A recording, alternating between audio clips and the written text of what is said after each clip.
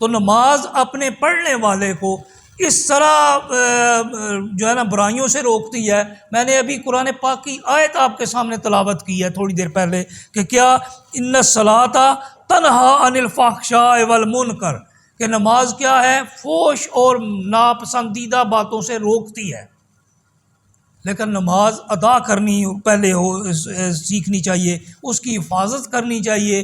نماز ہم دیکھیں کچھ لوگ ہوتے ہیں نماز میں اپنی حاضری لگواتے ہیں، وہ بھی بڑا اچھا کام کرتے ہیں، حاضری تو لگوا دیتے ہیں نا، ہماری طرح تو نہیں نہ ہوتے کہ بھاگے ہوئے ہوتے ہیں، بھاگے ہوئے غلام کی طرح آتے ہی نہیں ہیں۔ وہ اللہ تعالیٰ کے بارگاہ میں اس لیے تو آ جاتے ہیں نا کہ ہم نے حاضری لگوا دی، یا اللہ ہم حاضر ہو گئے، ہم تیری بارگاہ سے بھاگے ہوئے نہیں ہیں، تو کم از کم حاضری تو لگوانا شروع کریں۔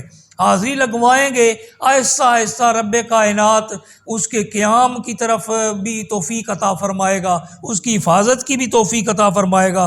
فرمایا قوموا للہ قانتین، اور رب کی بارگاہ میں عاجزی اور انکساری کے ساتھ سر جھکائے کھڑے رہو۔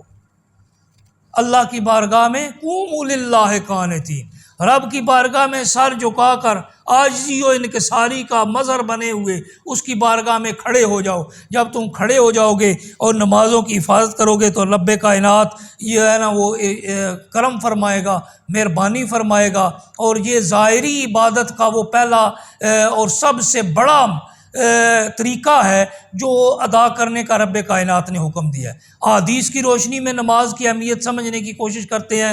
اللہ تعالیٰ کے حبیب صلی اللہ علیہ وآلہ وبارک وسلم نے ارشاد فرمایا کہ رأس الامر علیہ السلام و عمودہ الصلاۃ، کسی بھی معاملے کی، تمام معاملے کی جو اصل اور بنیاد ہے وہ اسلام ہے۔ مطلب کیا ہے کہ تمہارے کسی بھی عمل کی، کوئی بھی عمل ہے چاہے کسی طرح کا بھی عمل ہے، اس کی بنیاد اسلام، اگر اسلام ہے تو وہ تمہارے لیے باعث برکت ہے۔ کوئی بھی عمل، اچھے سے اچھا عمل آپ کرتے رہو، اگر اسلام نہیں ہے تو وہ عمل قابل قبول نہیں ہے۔ لیکن اگر اسلام ہے تو چھوٹے سے چھوٹا عمل بھی، یہاں تک کہ رستے سے تکلیف دہ چیز کو ہٹا دینا بھی، یہ بھی بندے کی طرف سے صدقہ بن جاتا ہے اور اس کے لیے اجر و ثواب کا باعث بن جاتا ہے۔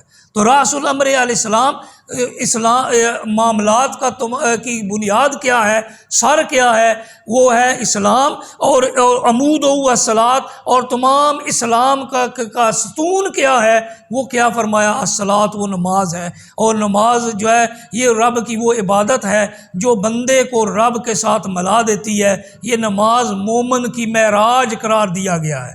معراج میں کیا ہوا تھا، سرکار دو عالم صلی اللہ علیہ وآلہ وصحبہ وبارک وسلم کو اپنی بارگاہ میں رب کائنات نے بلایا، اور بلا کر اپنے حضور میں اپنا دیدار کروایا۔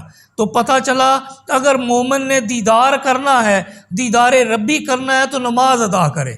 اور حضرت سیدنا علی المرتضیٰ رضی اللہ تعالیٰ عنہ سے کسی نے پوچھا تھا نا کہ رب کا نماز مومن کی معراج ہے، معراج میں دیدار ہوتا ہے، نماز میں آپ کو کبھی دیدار بھی ہوا؟ تو آپ نے فرمایا علی نے دوسرا سجدہ ہی اس وقت تک کبھی نہیں کیا جب تک دیدار نہ کر لے۔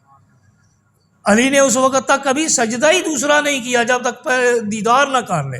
تو جن کو رب عطا کرتا ہے، جن پر رب کرم فرماتا ہے، جن پر رب مہربانیاں فرماتا ہے، جن پر رب اپنا فضل فرماتا ہے، تو پردے اٹھا دیتا ہے اور اپنا دیدار بھی کرا دیتا ہے، اپنے جلوے بھی دکھا دیتا ہے۔ تو اللہ تعالیٰ ہمیں بھی ایسی نماز نصیب فرمائے جس میں سجدے میں جائیں تو دیدار ربی عطا ہو جائے، اس کے جلوے عطا ہو جائیں، اس کے ذکر اور فکر سے اس طرح ہمارے قلوب و اذان روشن ہو جائیں کہ ہم ظاہر اور باطن سب کو ملا کر رب کی بارگاہ میں واقعی یہ کہنے کے قابل ہو جائیں، ایاک نعبد، ہے رب ہم تیری ہی عبادت کرتے ہیں، چاہے ہمارا جسم ہے، چاہے ہماری روح ہے، چاہے ہماری زبان ہے، ہر طرف سے صرف تیرا ہی ذکر ہو رہا ہے، تیرا ہی نام لیا جا رہا ہے، اور تیری بارگاہ میں ہی حاضری ہو رہی ہے۔